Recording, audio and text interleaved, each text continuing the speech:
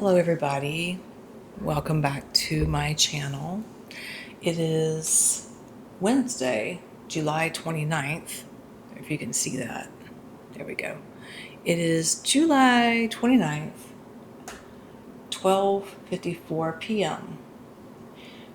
So I am on Eastern Time, United States, which means the full moon has not happened yet, but it is going to happen.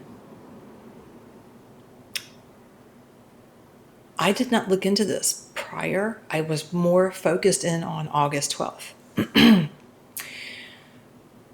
But when I realized that the full moon will be in Aquarius, which is my Western sun sign, Aquarius, I immediately looked into this because I've been feeling off the last couple of days. You can let me know in the comment section if you have.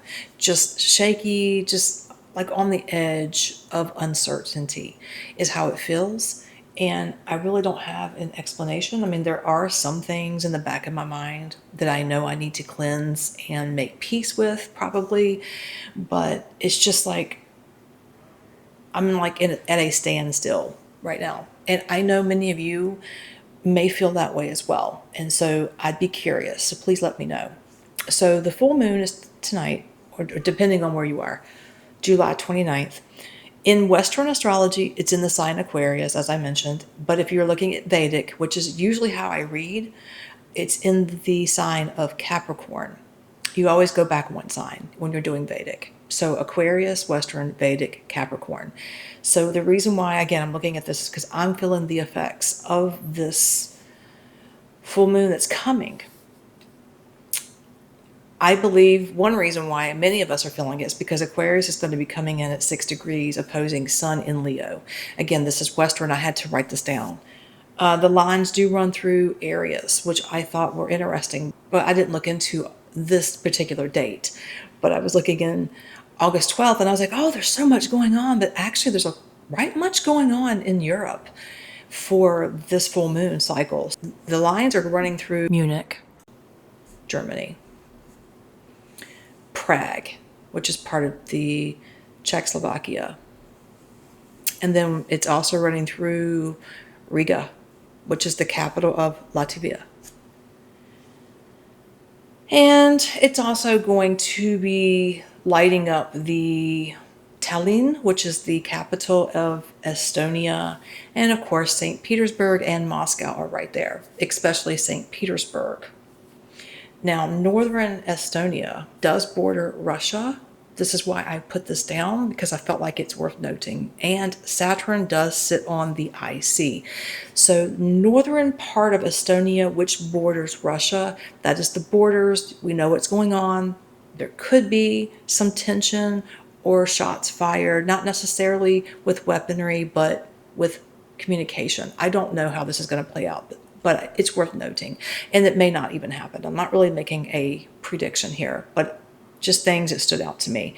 Also, other areas that will be affected is Greece, Romania, Bulgaria, and it runs right through northern Turkey. And the areas highlighted there I have down Istanbul, Bursa, and Izmit.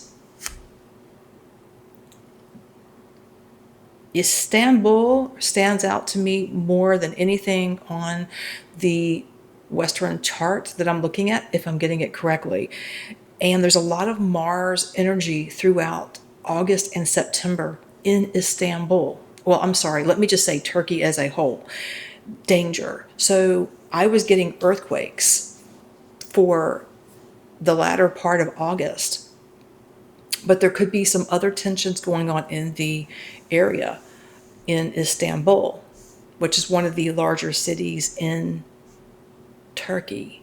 Could be some political issues, could be anything that brings out a large crowd of people with that Mars, angry, frustrated, keeping things in.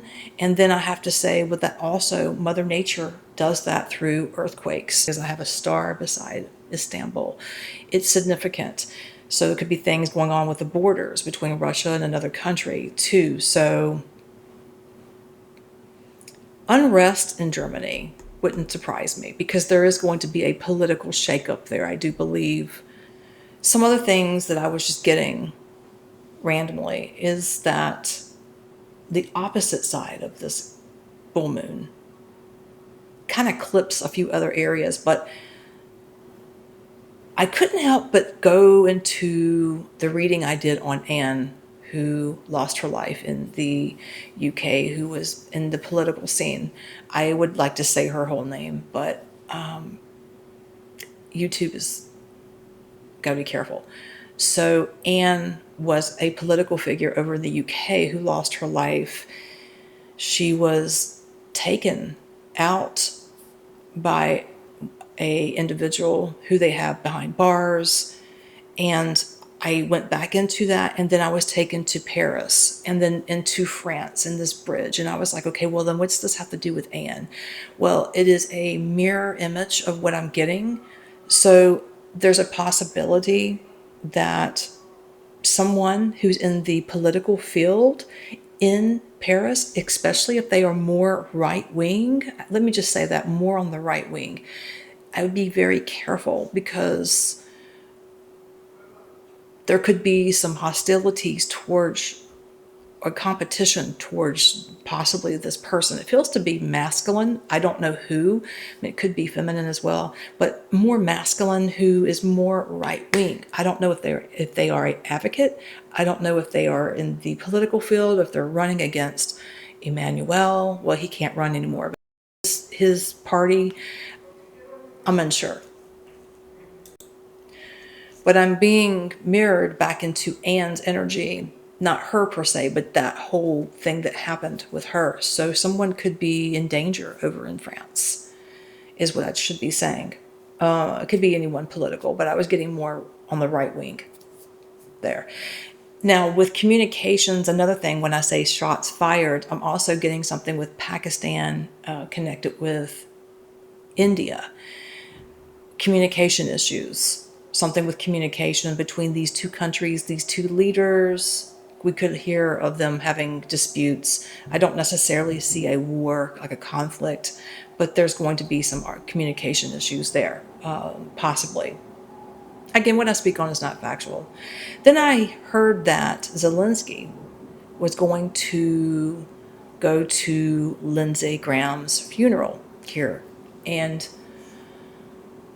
I want you to pay attention to possibly him bringing someone else with him if he goes, right? I wouldn't be surprised if you see a face that you've never seen before. This is what I'm seeing. Or maybe you won't see this face, but I feel like there's going to be another person, feels to be masculine, who's joining Zelensky to say a formal goodbye. And this feels to be something, or a person that was close to Lindsay over in Ukraine, possibly why, hence he was going over there a lot. So pay attention to that. I'm going to. And another thing that I was also feeling too is that Zelensky and Trump are both sitting in this energy. They are both going to make a decision, but Zelensky's going to be doing something. I don't know if he's going to go over the heads of the military in his regime, and he's just going to go ahead and give it the green light to hit something over in Moscow. It could be something connected to Russia. I don't know, but it's going to be news media. It's going to hit big, and I don't have a time frame really for these things that I'm talking about, but I feel that Trump is also going to make another decision based off of anger, not strategic, and it's going to come back and get him later as well. I feel like whatever he's getting ready to do, he's about to give the green light on something. It is probably connected to Iran. However, I know that he met up with Benjamin Netanyahu and Zelensky at the same time on the 28th, right before the eclipse. I find that interesting and a little concerning too. So I'm keeping my eyes open for Iran and him possibly giving Zelensky a green light. And then on top of that, you have Benjamin, because I know that Benjamin has his eyes on parts of Ukraine, okay, that he wants. Another thing, a collective message I feel that's significant for all of us during this full moon. Energy is usually in and out 3 to 5 days before. 3 or 5 days after. Sorry, there's a lot of noise going on out there. The full moon is going to bring clarity. And I think that that's what I'm starting to understand, is there's some things I know I have to let go. And you guys are maybe feeling this. You're starting to see what really is. You're starting to understand certain things, right? Or areas in your own life that are coming clear. For example, there may be an apology that you just know you're never going to get. You got to get over it. You're never going to get the apology you deserve, rightfully.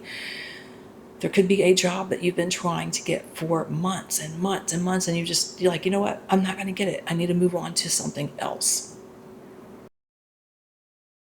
And you may be in denial at first, right? You may be like, oh no, I don't want this. This is not going to happen. But the signs around you are too obvious to ignore. And the sad thing about this is most likely you're dealing with a person who's very close to you in some way, who is showing arrogancy, who's being cocky, contrary, stubborn. And you're starting to see that this person is not going to change. Could be family, could be a lover, could just be a good friend. And you're starting to see this person with a new set of lens. And you're not impressed anymore with what they're doing, what they're saying, and how they're acting. In fact, you're disgusted with it and you just want to get it out of your life. It's becoming toxic. So that is your clarity right now, is to see things for what they are and get them purged and out, hopefully by third, fourth part of August. Yeah, that'd be great. And I think once we have this eclipse, or during this time, you start seeing things in a new perspective. You start to understand things better. Oh, okay, now I know why I didn't get that other job, because something else better is coming for me.